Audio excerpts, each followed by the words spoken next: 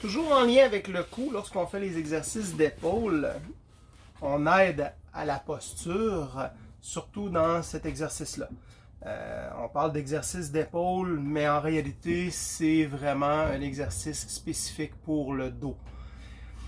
Pourquoi c'est plus rentable de faire cet exercice-là si vous êtes en douleur et que vous êtes à vos débuts pour pouvoir vous aider avant de faire des abdominaux, puisqu'on conseille beaucoup les abdominaux. Oui, c'est bon, oui, ça permet d'aller faire un bon étirement pour votre dos grâce à la contraction des abdominaux, mais lorsque vous avez des douleurs ou une hernie, parfois c'est impossible parce que lorsque vous allez faire les mouvements, ça crée tellement de tension au niveau de l'abdomen que vos lombaires sont mis encore plus sous pression. Là où est-ce qu'il y a déjà de la pression, c'est là que ça vous cause de la douleur. Donc, cet exercice-là, dépendant de l'hernie que vous risquez d'avoir, c'est possible que c'est mieux de faire les abdominaux et c'est possible que c'est mieux de faire celui-ci. Donc, soyez juste à l'écoute de ce que vous ressentez. La gravité nous tire vers l'avant.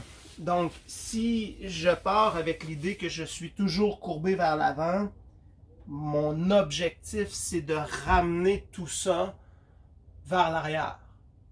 C'est ma vision des choses qui permet de dire que c'est impossible que cet exercice-là ne soit pas bon parce que cet exercice-là va vous permettre de vous redresser et vous redonner aussi cette fierté qu'on peut voir chez les militaires dans leur posture droite. Pour faire l'exercice, vous allez voir plusieurs vidéos. Très rare qu'on voit les conseils de mettre un coussin au niveau du mamelon au niveau du thorax. Et vous allez utiliser des petits poids. Ici, c'est des poids de 2,5 livres. Ça peut être des poids et haltères. Là, lorsque vous prenez des poids que vous pouvez modifier la charge, ben vous prenez le petit poids qui est rond et ça va faire le travail.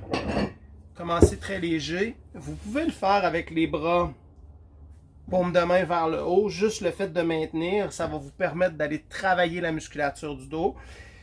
Ou les paumes de main vers le sol et vous variez. L'objectif lorsqu'on fait l'exercice, c'est de garder le menton rentré, amener le menton vers le sternum et garder cette posture. Pour le besoin de la vidéo, je vous fais un visuel de, vous voyez ma tête est éloignée, je veux la ramener vers le bâton. Si je soulève la tête, c'est facile, mais je ne veux pas soulever la tête, je veux rentrer le menton jusqu'à ce que ma tête touche au bâton. Premier exercice à faire, c'est de commencer au sol, front au sol, bras allongés. Les jambes, vous allez les utiliser, vous allez sentir qu'ils vont vous aider même. Certaines personnes, les jambes vont se soulever pour équilibrer le corps. C'est normal, posez-vous pas la question, essayez pas de contrôler, laissez votre corps aller, il va s'adapter pour pouvoir équilibrer les tensions. Donc, je rentre le menton, soulève la tête et garde le menton rentré, soulève les bras par la suite, soulève le tronc. Redescends le tronc, descends les bras, descends la tête, garde toujours le menton rentré. Bien sûr, pour débutants, sans les poids. Main au bout, main allongée, auto-agrandissement. Rentre le menton, lève la tête, lève les bras, lève le tronc, descends le tronc, descends les bras, descends la tête, rentre le menton, lève la tête, lève les bras, lève le tronc, garde la mise en tension pour sentir qu'est-ce qui se passe, descends le tronc, descends les bras, descends la tête, rentre le menton, lève la tête, lève les bras, lève le tronc, rectifie encore la tête, rentre le menton, amène la tête vers le bâton, redescends le tronc, redescends les bras et redescends la tête. Détends complètement. Inspire. Expire. Rentre le menton, lève la tête, lève les bras, lève le tronc. Inspire. Expire, descends le tronc. descends les bras, descends la tête. Relâche complètement. Menton rentré, lève la tête, soulève les bras, soulève le tronc. Descends le tronc, descends les bras, descends la tête.